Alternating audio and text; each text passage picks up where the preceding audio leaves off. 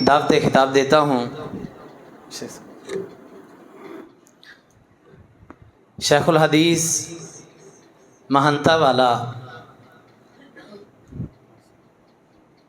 استاد الاساتذہ الشیخ محمد ادریس عصری صاحب حفظہ اللہ آپ کے سامنے خطاب فرماتے ہیں۔ فضیلت الشیخ استاد الاساتذہ حضرت مولانا محمد ادریس عصری صاحب حفظہ اللہ۔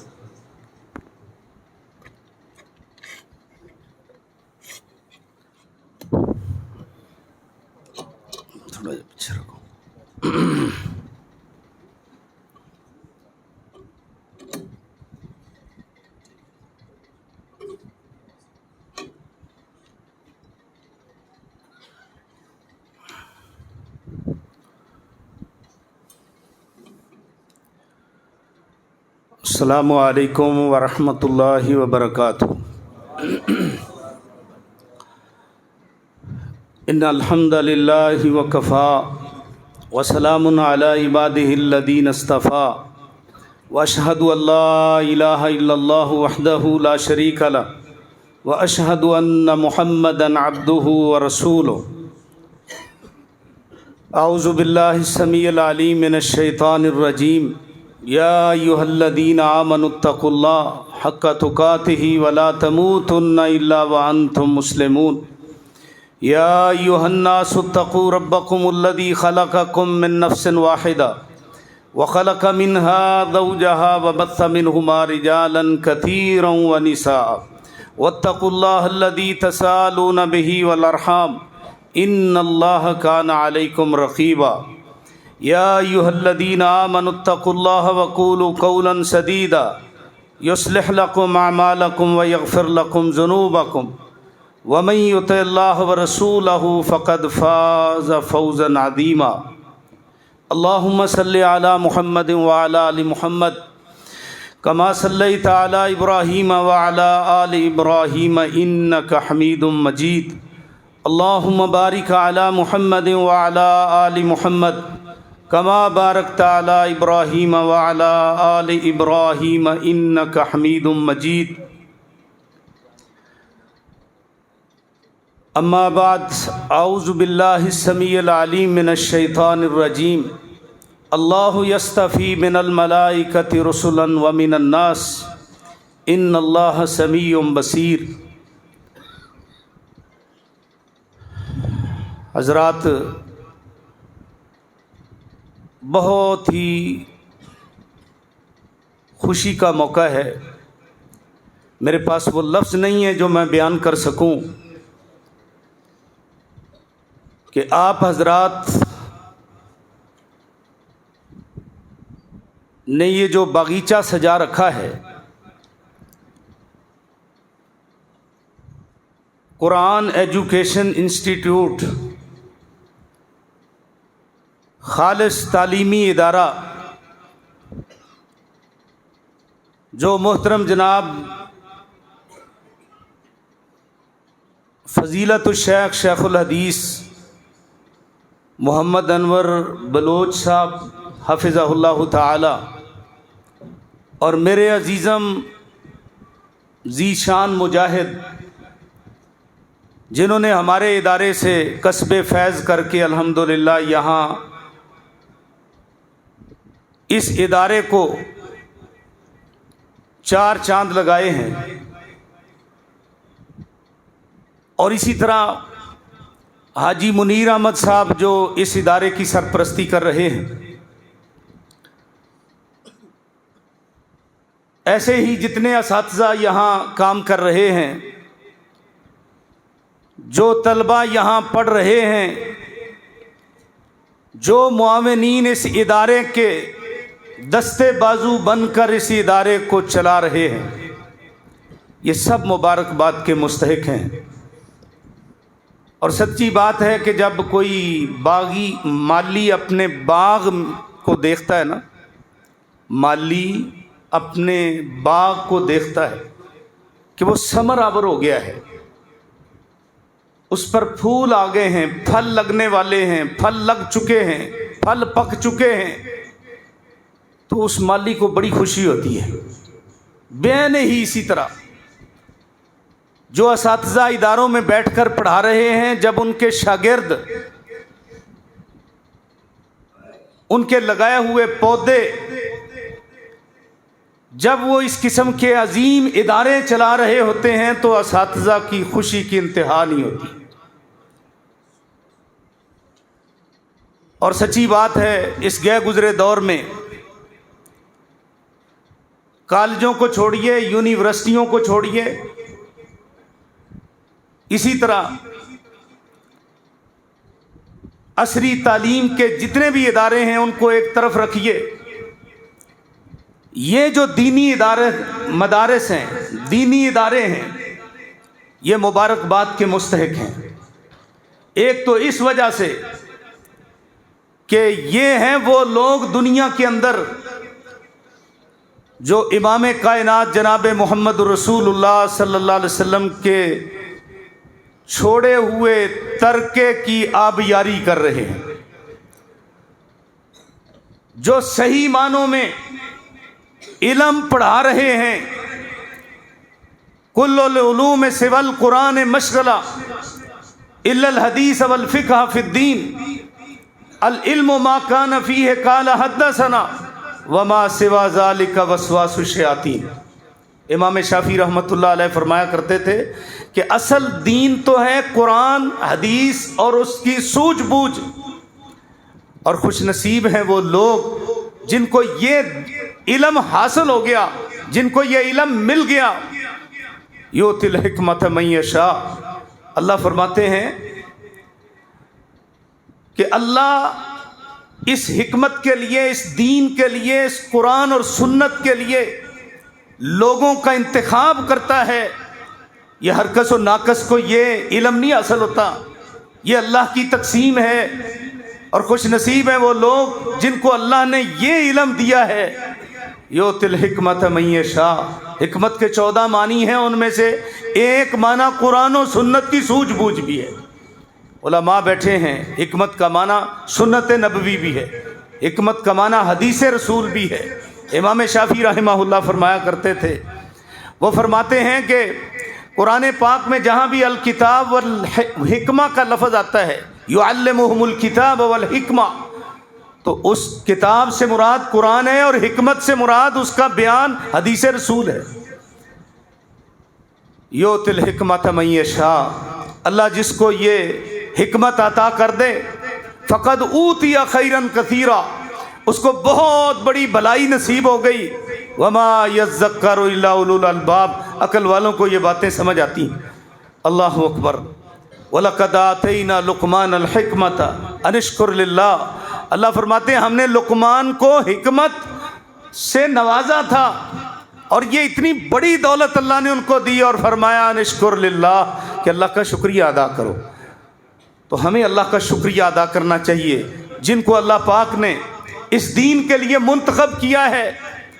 حضرات، یہ ادارے جو ہیں دینی مدارس، یہ تمہارے محسنین ہیں، ان لوگوں کے بھی جن کے پاس دنیا ہے، دولت ہے، اور جو ان کے ساتھ تعلق جوڑے ہوئے ہیں، یہ ان کے لیے یہ محسنین ہیں۔ یہ ادارے، ان کی قدر کریں، ان محسنین کی قدر کریں، کیونکہ یہ تمہارا وہ مال جس میں تمہارا حق نہیں ہے۔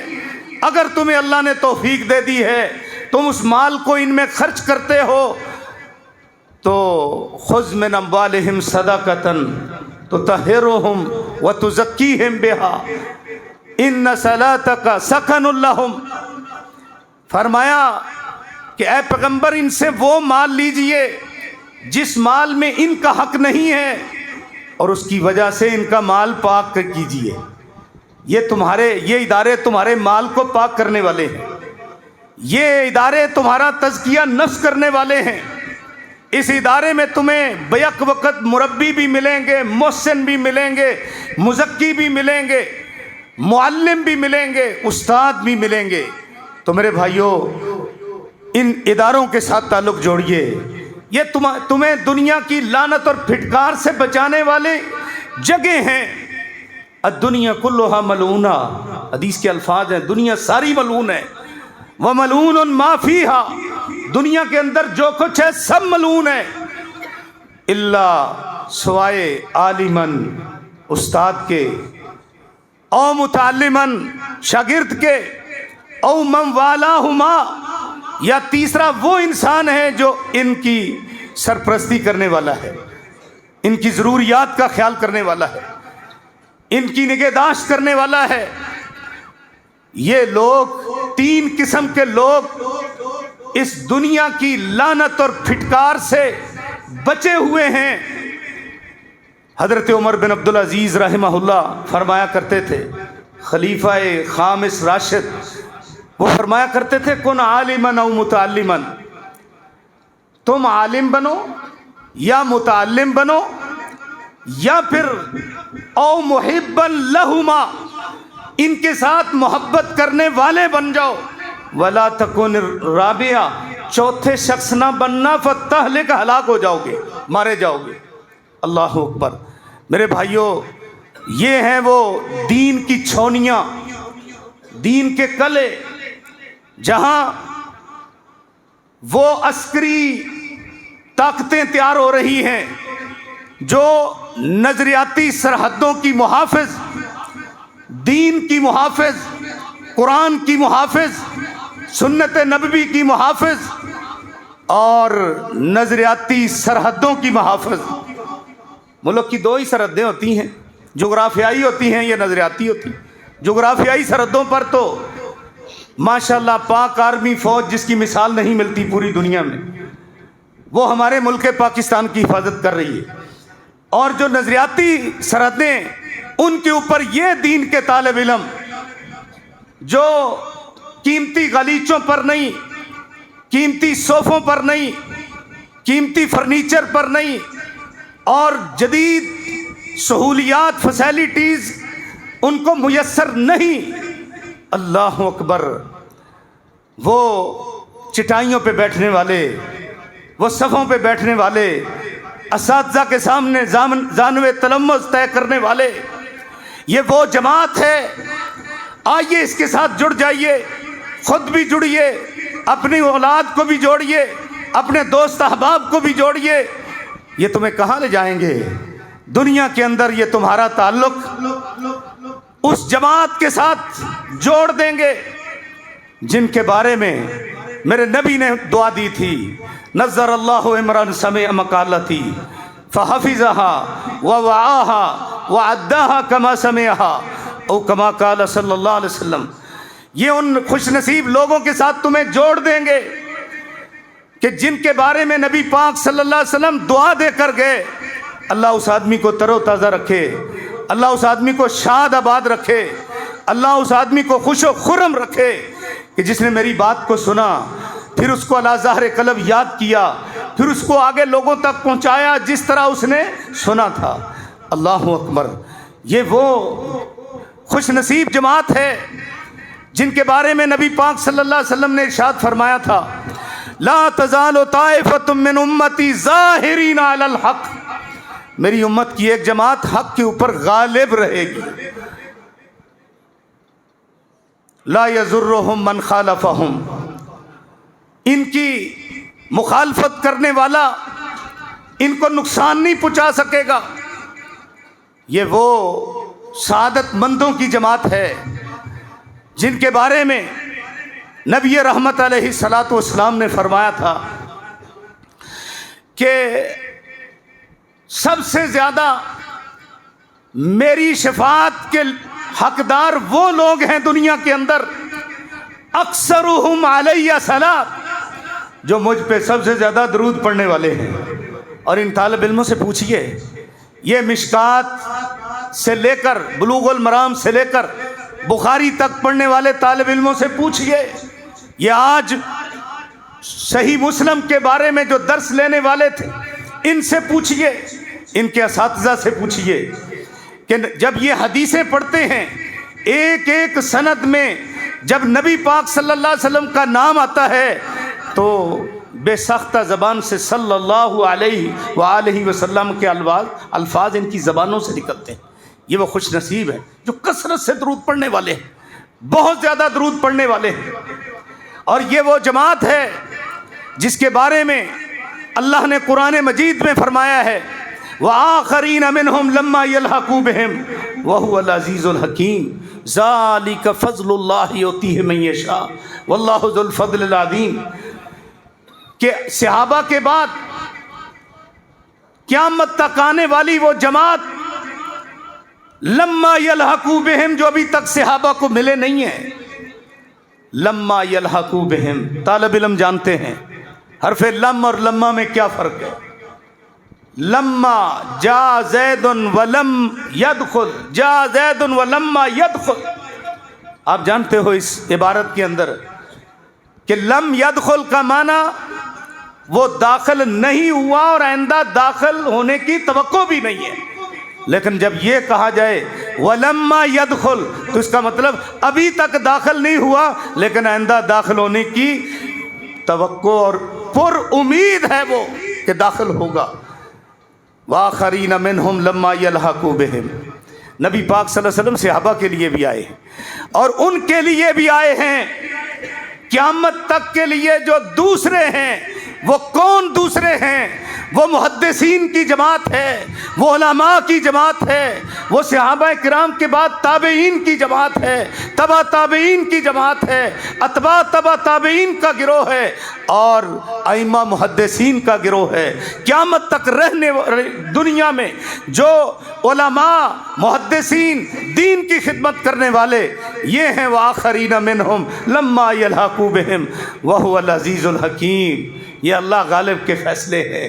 اللہ اکبر. ذالک فضل اللہ، یہ اللہ کا بہت بڑا فضل ہے جس پر ہو جائے، جس پر اللہ اپنا فضل فرما دیں. ذالک فضل اللہ یؤتیہ من یشاء، اللہ اپنا فضل جسے چاہتا ہے اسے ہی عطا کرتا ہے.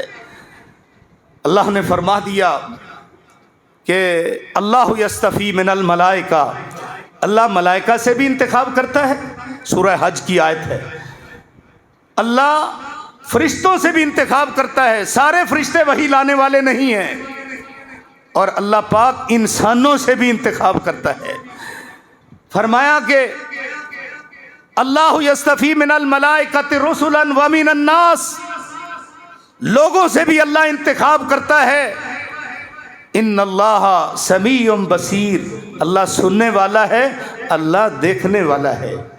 حضرات محدثین کی وہ جماعت، اللہ اکبر، یہ لوگ جو ہیں یہ وہ گروہ ہے، یہ وہ جماعت ہے کہ جو جنت کے راستے پہ چلنے والی جماعت ہے. من سلک طریقا یلتمس فیہ علما، یہی صحیح مسلم کی حدیث آپ نے کتاب العلم میں پڑھ لی ہوگی کہ جو بندہ دین کے راستے میں علم کی تلاش میں نکلا وہ زمین پہ نہیں چل رہا، وہ اس جنت کے راستے پہ چل رہا ہے، جنت کے راستے کا راہی ہے. اللہ اکبر. گھر سے نکلتا ہے تو فرمایا یلتمس فیہ علما، علم کی تلاش میں. سہل اللہ لہ طریقا الی الجنہ، اللہ پاک اس کے لیے جنت کا راستہ آسان بنا رہا ہے. یہ محدثین کا راستہ جنت کا راستہ ہے. اور یہ حدیث کی خدمت کرنے والوں کا گروہ جو ہے یہ کامیاب گروہ ہے دنیا کے اندر. وَلْتَكُمْ مِنْكُمْ طَائِفَةٌ وَلْتَكُمْ مِنْكُمْ أُمَّةٌ يَدْعُونَ إِلَى الْخَيْرِ وَيَأْمُرُونَ بِالْمَعْرُوفِ وَيَنْهَوْنَ عَنِ الْمُنْكَرِ وَأُولَئِكَ هُمُ الْمُفْلِحُونَ. یہ کامیاب لوگوں کا گروہ ہے. اللہ اکبر. فرمایا لولا نفر من كل فرقة طائفة منهم ليتفقهوا في الدين. اللہ نے فرمایا کہ کیوں نہیں ایسا ہوا کہ ہر گھر سے، ہر برادری سے، ہر محلے سے، ہر گلی کوچے سے کچھ لوگ نکلیں، گھروں کو چھوڑیں، خیر بات کہیں. کیا کریں؟ لِيَتَفَقَّهُوا فِي الدِّينِ، دین کے اندر جا کر سوجھ بوجھ حاصل کریں. اور یہ اللہ رب العزت انعام کرتا ہے ان لوگوں کے اوپر. اللہ ان کا انتخاب کرتا ہے، اللہ ان کے دل میں یہ بات ڈالتا ہے. دنیا کی ساری رنگ رنگینی ان کے دل سے نکال کر اللہ دین کی محبت ان کے دل میں ڈالتا ہے اور وہ گھر سے نکلتے ہیں اور نکل کر کیا کرتے ہیں؟ لیتفقہوا فی الدین، دین کے اندر سوجھ بوجھ حاصل کرتے ہیں، قرآن میں سوجھ بوجھ حاصل کرتے ہیں، حدیث میں وہ تدبر حاصل کرتے ہیں، فہم حاصل کرتے ہیں۔ اللہ اکبر، من یرد اللہ بہ خیرا یفقہہ فی الدین۔ نبی پاک صلی اللہ علیہ وسلم نے فرمایا تھا کہ اللہ جس بندے کے ساتھ بھلائی کا ارادہ کرتا ہے اللہ اس کو دین کی سوجھ بوجھ عطا کر دیتا ہے۔ اللہ اکبر۔ اور حضرت انس بن مالک رضی اللہ تعالیٰ عنہ بیان فرمایا کرتے تھے کہ من اراد اللہ بعبد خیرا، جس بندے کے ساتھ اللہ بھلائی کا ارادہ دنیا میں کرتا ہے، یستعملہ، اللہ اس کو کام میں لگا دیتا ہے۔ پوچھا گیا حضرت کیفا یستعملہ، کیسے کام میں لگاتا ہے؟ کھیتی باڑی کرنی شروع کر دیتا ہے، باغبانی کرنی شروع کر دیتا ہے، دکانداری کرنی شروع کر دیتا ہے؟ نہیں، فرمایا یستعملہ، اللہ اس کو استعمال کرتے، اللہ استعمال کرتا ہے۔ اور اللہ کا استعمال جو ہے وہ روزی کمانے نہیں ہے، کیونکہ اللہ کو ان چیزوں کی ضرورت نہیں ہے۔ اللہ پاک نے تو اپنی صفت رزاق کہا ہے، روزی ہر بندے کی قسمت میں لکھ دی ہے، اور اللہ کا استعمال کرنا یہ ہے یوفقہ لعمل صالح قبل موت، اس کی موت سے پہلے اللہ اس کو نیک کام پہ لگا دیتا ہے، اس کو دین کے راستے پہ چلا دیتا ہے۔ اور پھر ایک روایت میں آتا ہے حتی یرضى عنہ، اللہ اس کو دین پہ لگائے رہتا ہے یہاں تک کہ اللہ اس بندے سے راضی ہو جاتا ہے۔ اللہ پاک نے اس کام کے لیے محدثین کو چنا، صحابہ کرام، اور صحابہ کرام کے بعد تابعین اعظام، تابعین اعظام کے بعد تبع تابعین اعظام، اور پھر ائمہ محدثین۔ اللہ اکبر، کس کس کی سیرت آپ کے سامنے رکھی جائے، ان میں سے ہر بندہ ایسا تھا محدثین میں کہ اس پہ یہ جملہ فٹ آتا ہے کہ ہوا آیات من آیات اللہ تمشی علی ظہر الارض، کہ وہ اللہ کی نشانیوں میں سے ایک نشانی تھے جو زمین کی پشت پہ چلتے تھے، ان پہ یہ جملہ فٹ آتا ہے کانہ خلق للحدیث، گویا کہ ان کو تو پیدا ہی حدیث کی خاطر کیا گیا تھا۔ اللہ اکبر، ان کا اوڑھنا اور بچھونا، ان کا مشغلہ، ان کا دنیا کے اندر گزر اور بسر ہی حدیث ہی تھی۔ وہ حدیث کی خدمت کے لیے دنیا میں آئے تھے۔ اللہ نے ایسی ایسی عبقری شخصیات پیدا کی، ایسے ایسے اللہ پاک نے انمول ہیرے جو ہے محدثین میں پیدا کیے، جنہوں نے اپنی زندگیاں لگا دیں، اپنی زندگیاں کھپا دیں اس حدیث کی خدمت کے اندر۔ اللہ اکبر۔ شیخ محترم حافظ عبد الغفار مدنی صاحب حفظہ اللہ تعالی کچھ میرے لیے آسانی کر گئے کہ سیرت امام مسلم کے حوالے سے یا ان کی کتاب کے حوالے سے وہ کچھ نکات بیان کر گئے۔ امام مسلم رحمہ اللہ کے استاد امام بخاری رحمۃ اللہ علیہ اور ان کے استاد، یہ دیکھ لو ایک پوری یہ لڑی ہے، لڑی سونے کی لڑی، اللہ اکبر۔ اور یہ انہی مدارس میں بیٹھ کر تعلیم حاصل کرنے والے خراسان، ارض خراسان جس میں امام مسلم رحمہ اللہ نے تعلیم حاصل کی ہے، سب سے پہلا جو مدرسہ بنا تھا مدرسہ بہکیہ، اس کے یہ طالب علم تھے امام مسلم رحمہ اللہ۔ مدرسہ سعدیہ کے طالب علم تھے، مدرسہ نصریہ کے طالب علم تھے۔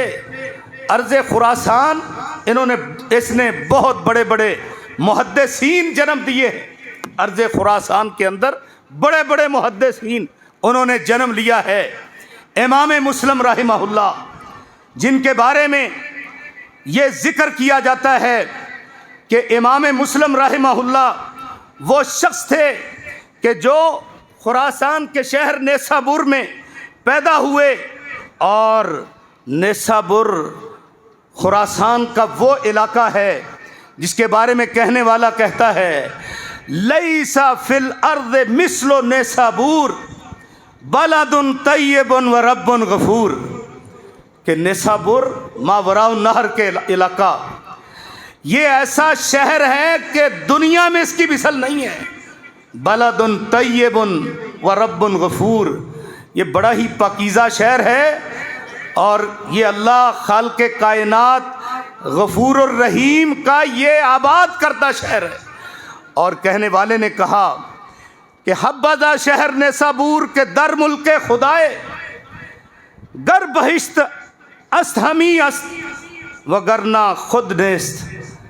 بڑی بات کہہ دی خراسان کے ان جلیل القدر محدثین کی وجہ سے.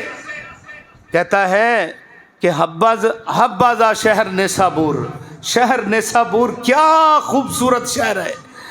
وہ تو اللہ کی مخلوق کے اندر ایسے ہی لگتا ہے کہ یہ دنیا میں بہشت ہے. اللہ اکبر، بہشت کی مانند لگتا ہے. یعنی تشبیہ دی ہے، تشبیہ میں کل الوجوہ نہیں ہوتی ہے، علماء جانتے ہیں. اور پھر یہ منبع الفضلاء اور علماء کی جگہ، اس جگہ ایسے ایسے علماء پیدا ہوئے کہ جنہوں نے علمی میدان کے اندر وہ کارہائے نمایاں انجام دیے کہ رہتی دنیا تک ان کے اس کارناموں کو سراہا جاتا رہے گا. اللہ اکبر، ان کو داد ملے گی، ان کو دعائیں ملیں گی. امام مسلم رحمہ اللہ انہی فضلاء، انہی علماء کے ایک درخشندہ ستارے ہیں. یہ امام مسلم رحمہ اللہ جن کے بارے میں آپ سن چکے کہ امام مسلم رحمہ اللہ یہ 202 میں یا 204 میں پیدا ہوئے، اور ایک روایت میں 206 بھی آتا ہے، لیکن 261 ہجری میں یہ فوت ہوئے. 18 سال کی عمر میں انہوں نے سماع شروع کیا یا 14 سال کی عمر میں؟ شیخ محترم فرما رہے تھے 14 سال کی عمر میں، چونکہ دو طرح کی روایات ہیں، 18 یا 14 میں. اور پھر امام مسلم رحمہ اللہ یہ وہ شخص ہیں جنہوں نے 15 سال کے طویل عرصے میں یہ مجموعہ حدیث صحیح مسلم جس کو کہا جاتا ہے یہ ترتیب دیا ہے. اور ترتیب اتنی خوبصورت ترتیب سے اور اتنی بہترین تدوین اس کی ہے کہ دنیا میں 3 کتابیں ایسی ہیں جن کے بارے میں یہ مقولے مشہور ہیں، اصح الکتب بعد کتاب اللہ. علماء بیٹھے ہیں، سب سے پہلے یہ مقولہ امام مالک رحمہ اللہ کے بارے میں، ان کی کتاب موطا کے بارے میں امام شافعی رحمۃ اللہ علیہ ان کے شاگرد نے بولا تھا، جب تک کہ ابھی بخاری شریف منصہ شہود پر نہیں آئی تھی، کہ اصح الکتب بعد کتاب اللہ. امام مالک رحمۃ اللہ علیہ کی کتاب کے بارے میں یہ جملہ بولا گیا. اور پھر اس کے بعد یہی جملہ یہ صحیح بخاری کے بارے میں اصح الکتب بعد کتاب اللہ الجامع صحیح البخاری، امام بخاری کی شہرہ افاق تصنیف کے بارے میں یہی مقولہ بولا گیا. اور یہی جملہ جو ہے یہ امام مسلم رحمہ اللہ کی صحیح مسلم کے بارے میں بھی موجود ہے. پوچھئے علماء سے، اصح الکتب بعد کتاب اللہ. بلکہ جن لوگوں نے بخاری اور مسلم کا موازنہ کیا ہے وہ ان کی خصوصیات ذکر کرنے کے بعد اس نتیجے پہ پہنچتے ہیں کہ تدوین اور ترتیب کے اعتبار سے صحیح مسلم جو ہے اس کو بخاری کے اوپر درجہ ہے، باقی سب خوبیوں میں بخاری جو ہے وہ مسلم سے راجے ہے. اور اہل مغارب وہ تو مسلم کو ہی ترجیح دیا کرتے تھے، لیکن امام مسلم رحمہ اللہ انہوں نے یہ جو ترتیب دی ہے، مسلم پڑھنے والے یا اساتذہ پڑھانے والے اس بات سے بخوبی واقف ہیں کہ جس مقدمے کی بات شیخ محترم سے آپ سن رہے تھے، یہ مقدمہ بڑے بڑے علماء، بڑے بڑے محدثین دنیا میں آئے، انہوں نے حدیثوں کو ترتیب دیا، حدیثیں جمع کی، لیکن جو خوبی اس مقدمے کے اعتبار سے صحیح مسلم کو ہے وہ کسی کتاب کو نہیں ہے۔ امام احمد بن حنبل رحمہ اللہ، کتنی بڑی مسند ہے اس کی، بعض لوگوں نے کہا کہ اس میں 35,000 حدیث کا مجموعہ ہے۔ یہ تو مسلم کے اندر تکرار کے ساتھ 7,275 ہیں اور یا 7,575 ہیں، اور جو بغیر تکرار کے ہیں وہ 4,000 ہیں۔ اور امام احمد بن حنبل رحمہ اللہ کی جو مسند ہے وہ فرماتے ہیں میں نے پوری دنیا کا 2 مرتبہ چکر لگایا ہے، پوری دنیا کا۔ کس لیے لگایا ہے؟ حدیث رسول کی تدوین کے لیے، حدیث رسول کو جمع کرنے کے لیے، حدیث رسول کو اکٹھا کرنے کے لیے۔ بلکہ ایک مقولے کے مطابق وہ کہتے ہیں میری مسند جو ہے یہ 60,000 حدیثوں کا مجموعہ ہے۔ علماء جانتے ہیں کہ اس میں کچھ موقوف روایات، کچھ مقطوع روایات، کچھ مختلف سند اور طرق کی وجہ سے یہ اتنا زیادہ یعنی تعداد میں کثرت پائی جاتی ہے۔ وہ فرماتے ہیں امام احمد بن حنبل رحمہ اللہ بہت بڑی بات کہہ گئے، جو امام بخاری کے بھی استاد، امام مسلم کے بھی استاد، اکثر محدثین کے استاد، وہ کیا فرماتے ہیں؟ جو میری مسند میں حدیث نہیں ہے وہ حدیث ہی نہیں ہے۔ اللہ اکبر، بہت بڑی بات کر گئے۔ لیکن یہ مقدمہ ان کی کتاب میں بھی نہیں ہے، یہ مقدمہ جامع صحیح بخاری کے اندر بھی نہیں ہے، یہ مقدمہ صرف اور صرف کتب حدیث میں امام مسلم رحمہ اللہ کا مابع الامتیاز شان ہے یہ۔ اور جو استاد مسلم پڑھانے والے ہیں، جو شاگرد مسلم پڑھنے والے ہیں، انہیں پتہ ہے جو صحیح مسلم کا مقدمہ پڑھ جاتا ہے وہ امام مسلم کے منہج پر وہ پوری طرح دسترس حاصل کر لیتا ہے۔ اس میں محدثین کا منہج ہے، اس میں اسلاف کا منہج ہے، اس میں اصول حدیث بیان کیے گئے ہیں، اس میں حدیث کی سندوں پر تذکرہ ہے، اس میں جرح اور تعدیل کے جو نا ذکر کیا گیا ہے، اور فن روایت کی کوئی بات ایسی نہیں جو امام مسلم رحمہ اللہ نے اکٹھی نہ کی ہو۔ بلکہ کہنے والوں نے کہا اصول حدیث پہ لکھنے والے جتنے محدثین ہیں وہ سارے کے سارے وہ امام مسلم رحمہ اللہ کے مقدمے کے محتاج ہیں۔ اللہ اکبر، یہ اللہ نے شان دی امام مسلم رحمہ اللہ کو۔ پھر جو حدیث کی ترتیب دی ہے انہوں نے، اللہ اکبر، کسی محدث کے زمرے میں یہ ترتیب نہیں آئی۔ آپ سن کے حیران ہوں گے کہ انہوں نے جو حدیثیں جمع کی ہیں نا، وہ ایک تو بڑے خوبصورت انداز سے کہ ایک ایک مسئلے پر ایک ایک متن کے لیے جتنی سندیں موجود تھیں وہ انہوں نے ایک جگہ پر جمع کر دی۔ آپ جانتے ہیں اصول حدیث پڑھانے والے اساتذہ یا اسی طرح اصول حدیث میں تخریج، طرق التخریج کروانے والے اساتذہ کہ جس طرح موجم لکھی جاتی ہے نا، موجم المفاہرس لالفاظ الحدیث، موجم المفاہرس لالفاظ القرآن، جس طرح یہ موجم لکھی جاتی ہیں، موجم کا مطلب یہ ہوتا ہے کہ ایک ڈکشنری ہے اور اس ڈکشنری میں جو قرآن کی موجم ہے پورے قرآن کے الفاظ اس میں موجود ہیں، اور جو حدیث کی موجم ہے اس میں ساری حدیثوں کے الفاظ اس میں موجود ہیں۔ آپ کو ایک حدیث کی اگر ضرورت ہے موجم المفاہرس نکال لیجئے، ایک صیغہ، ایک لفظ اگر آپ کو حدیث کا یاد ہے اس کو تلاش کر لیجئے، جہاں جہاں جس کتاب میں جس صفحے پر جس باب کے اندر وہ حدیث ہوگی وہ ساری آپ کے سامنے نکل آئے۔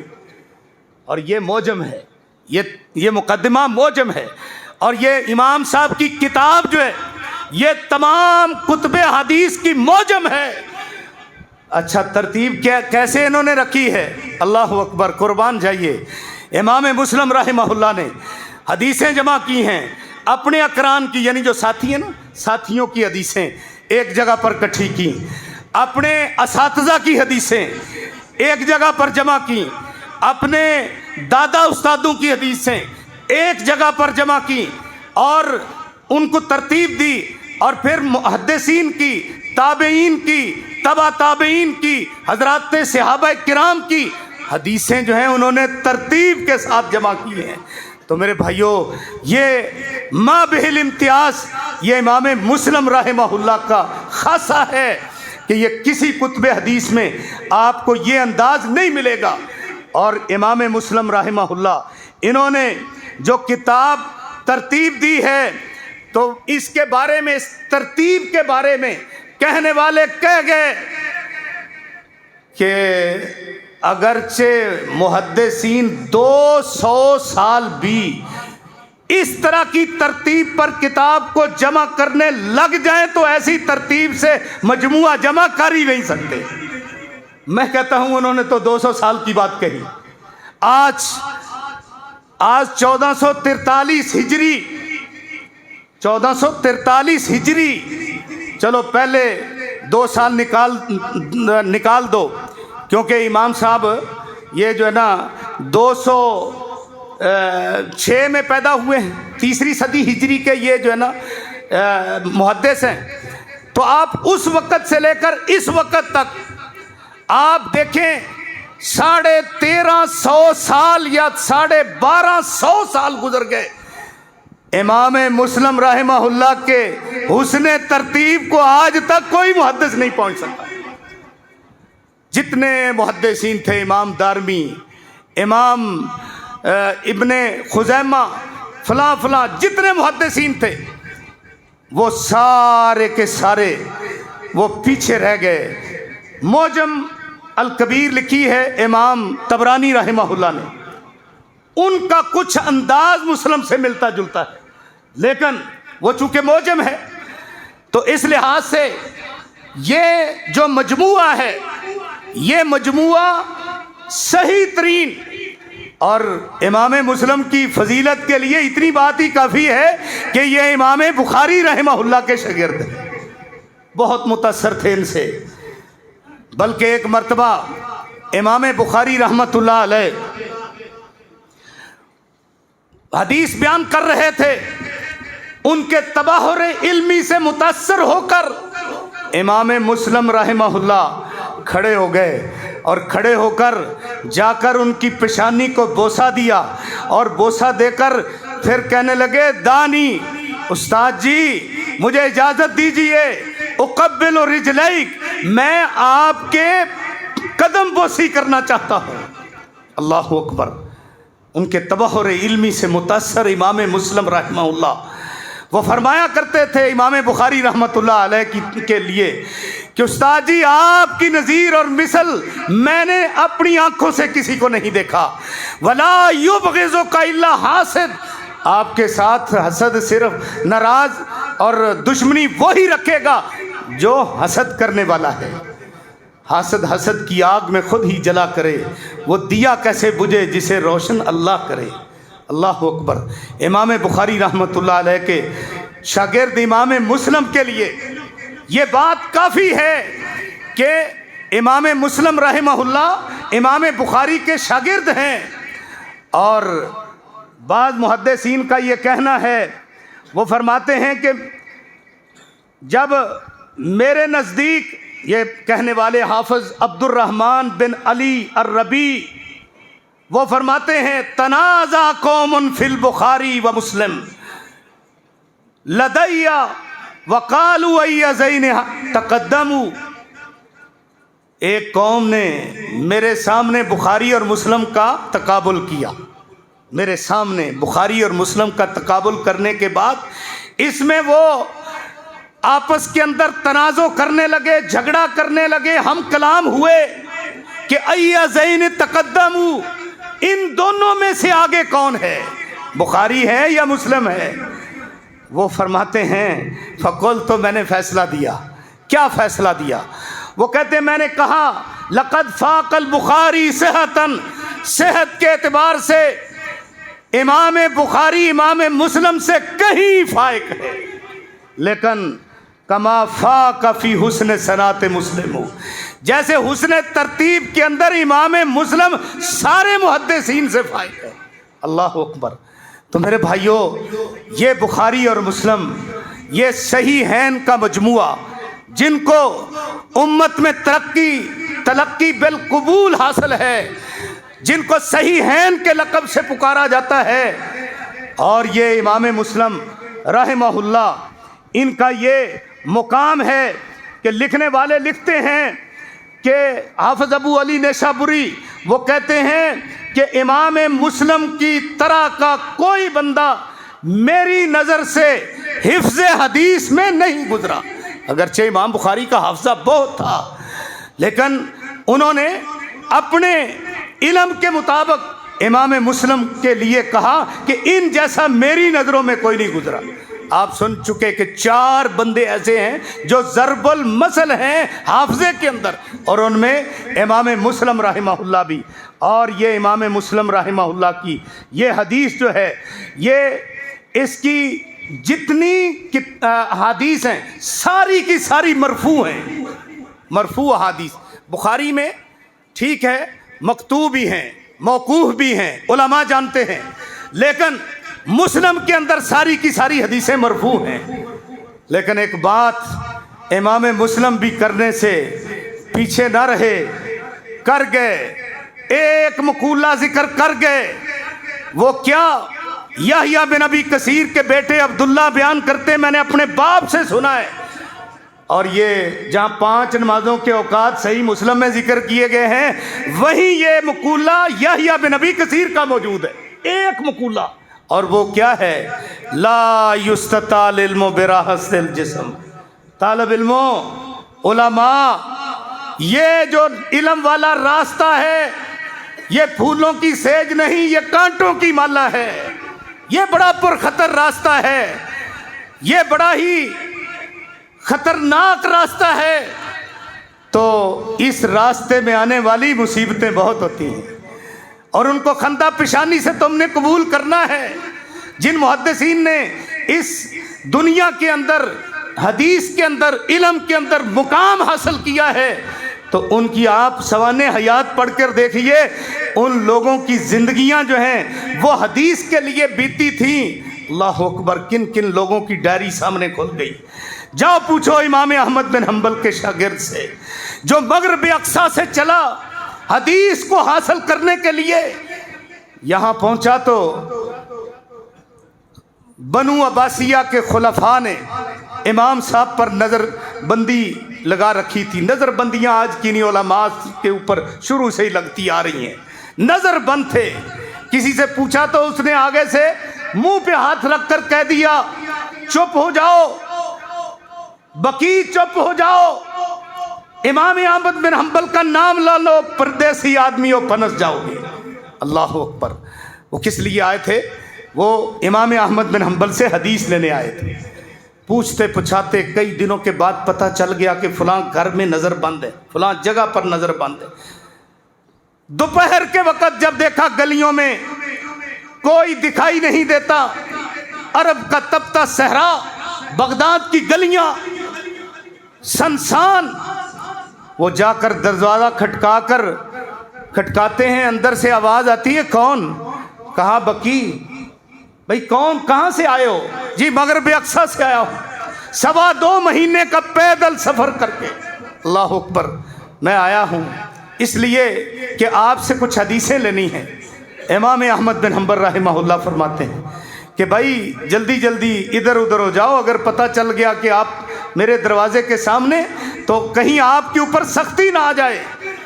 تو وہ فرماتے ہیں کہ میں نے کہا استاد جی میں آپ کو ایک طریقہ بتاتا ہوں۔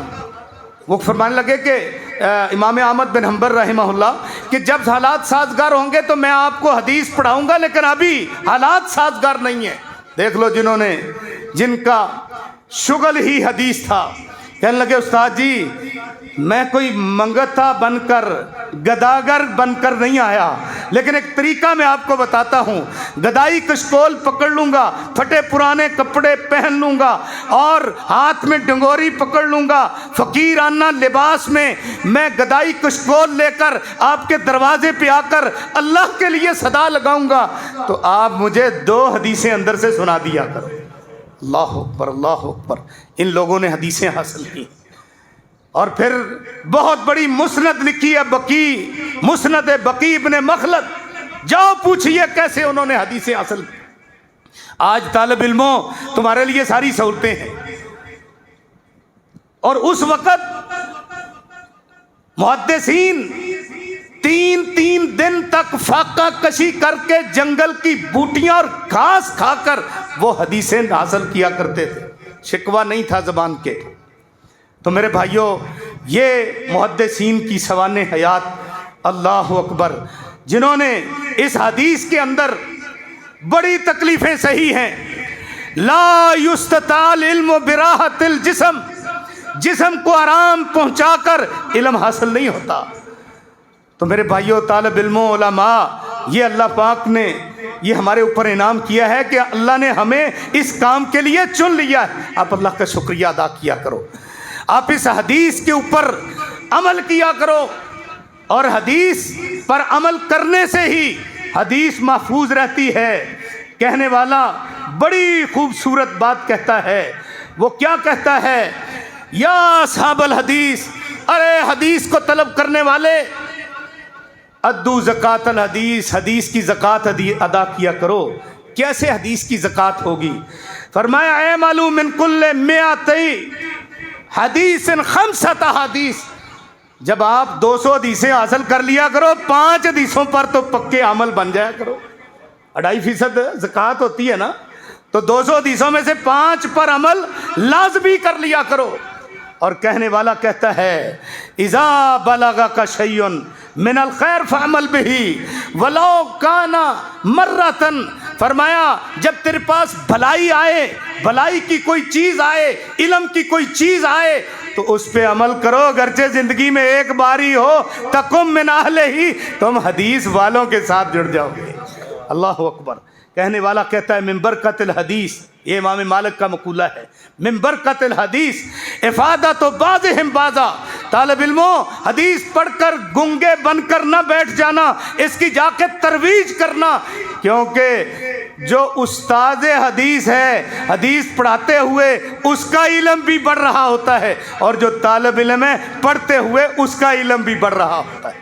اور کہنے والا کہتا ہے اذا اردت ان تحفظ الحدیث فعمل بہ، اگر تم چاہتے ہو حدیث ہمیں یاد ہو جائے تو پھر فعمل بہ، اس کے اوپر عمل کیا کرو۔ صحابہ اسی طرح قرآن کو بھی یاد کرتے تھے، اسی طرح حدیث کو بھی یاد کرتے تھے۔ اللہ اکبر۔ تو میرے بھائیوں، قرآن و حدیث یہ ہمارے لیے بہت بڑی نعمت ہے، اور اس حدیث کے لیے امام مسلم رحمہ اللہ کی جو قربانی ہے وہ بہت زیادہ ہے۔ امام مسلم رحمہ اللہ، انہوں نے تمام احادیث کو جو ملتی جلتی ایک مفہوم کی تھیں ایک ہی جگہ پر جمع کر دیا۔ لوگ پوچھتے ہیں، آج بھی نہیں، پہلے بھی پوچھا کرتے تھے، کئی لوگوں کو تو اس بات کا علم ہی نہیں ہے، وہ کہتے ہیں کہ جو ہے نا یہ مسلم کی تبویب، یہ بھی امام مسلم نے ہی تبویب کی ہے، حالانکہ یہ بات نہیں ہے۔ امام مسلم نے صرف حدیثیں اکٹھی کی، جن کی درخواست پہ انہوں نے یہ مجموعہ جمع کیا ہے، صرف حدیثیں اکٹھی کی، لیکن ترتیب ایسی تھی کہ جو بھی اس مسلم کو پڑھتا ہے، اس کا منہج سمجھ کر پڑھے، تو وہ ایٹومیٹک وہاں باب قائم کرنے کے اوپر قادر ہو جاتا ہے، لیکن جو مسلم کو سمجھ کر پڑھے۔ اسی لیے آج تک بہت سارے محدثین نے اپنی تبویب کی ہے۔ اس کی جو اس وقت مروجہ ہمارے نسخوں میں، یہ جو نسخہ آپ پڑھ رہے ہو متداول، یہ امام نووی رحمۃ اللہ علیہ جو شارح مسلم ہیں، یہ ان کی تبویب ہے۔ اور ایک ترتیب اس کے بعد وہ مولانا صفی الرحمان مبارک پوری کی بھی ہے، اور علماء کا اس وقت علماء کی پارلیمنٹ کا اتفاق ہے کہ جو تبویب علامہ صفی اللہ مبارک پوری رحمت اللہ علیہ انہوں نے ترتیب دی ہے، اس جیسی ترتیب کو کوئی ترتیب نہیں ملتی، کوئی تبویب نہیں ملتی جیسی تبویب انہوں نے لکھ دی۔ تو اس لحاظ سے یہ تبویب امام مسلم کی نہیں ہے، یہ بعد کے علماء کی تبویب ہے۔ بہرحال اس صحیح مسلم کے اندر روایات جو جمع کی ہیں امام مسلم نے، تو اس میں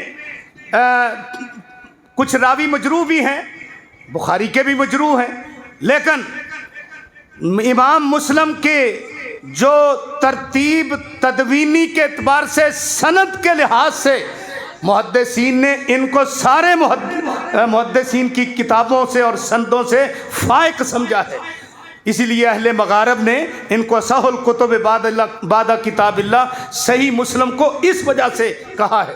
تو اس لحاظ سے امام مسلم رحمہ اللہ کی ساری زندگی جو ہے وہ حدیث پہ گزری ہے۔ میں مبارکباد پیش کرتا ہوں ان اپنے طلباء کو، وقت زیادہ ہو گیا، کہ جنہوں نے اس وقت صحیح مسلم کو پڑھا ہے اور جن اساتذہ نے اس کو پڑھایا ہے، اور یہ ادارہ جو اس وقت صحیح معنوں میں قرآن و سنت کی نشر و اشاعت کر رہا ہے، اور یہ جو ترتیب دے کر یہ پروگرام منعقد کرتے ہیں، انشاءاللہ اس قسم پرسی کے عالم میں ان کے یہ کارنامے جو ہیں ان کو سنہری حروف سے لکھا جائے گا۔ میری اللہ سے دعا ہے جس استاد نے پڑھایا ہے، جن طلباء نے اس مسلم کو پڑھا ہے، اللہ سب کے لیے خیر و برکت عطا فرمائے، اور جس کام پر بندہ لگا ہوا ہو اسی کام پر ہی اختتام ہوتا ہے۔ امام مسلم رحمہ اللہ فوت ہوئے تو بڑا ہی عجیب واقعہ ہے ان کا، کہ ایک ساتھی نے ان کو ایک مسئلہ پوچھا۔ آج کل تو کمپیوٹر کا دور ہے اور موبائل سامنے ہے، نیٹ سامنے ہے، اور اسی طرح ہمارے پاس ایسے چیزیں آ گئی ہیں کہ فوری مسائل جو ہیں ہم ان کو اخذ کر لیتے ہیں، لیکن امام مسلم رحمہ اللہ اس مسئلے کی تلاش کرنے گھر چلے گئے لائبریری میں، اور ان کو کھجوریں دی گئیں کھانے کے لیے۔ وہ کھجوریں کچھ زیادہ مقدار میں تھیں، تو کھجوریں بھی کھاتے رہے اور اپنا کام بھی کرتے رہے، مسئلہ بھی تلاش کرتے رہے۔ کھجوریں مقدار میں زیادہ کھا لیں جو ان کے خاتمے کا سبب بنا۔ دیکھ لو علم کے راستے میں جو چلا وہ جنت کے راستے میں ہے، اور اگر اسی میں شہادت ہو گئی، اسی میں موت آ گئی تو انشاءاللہ شہادت کی موت ہے۔ اللہ رب العزت ان امام مسلم رحمہ اللہ کی اس علمی کاوش کو بھی قبول فرمائے، اور ہم سب کے لیے صدقہ جاریہ بھی بنائے، ان کے لیے بھی صدقہ جاریہ بنائے، اور اللہ پاک ان کی شہادت کو قبول فرما کے جنت الفردوس عطا فرمائے۔ سبحان ربک رب العزت عما یصفون وسلام علی المرسلین والحمد للہ رب العالمین۔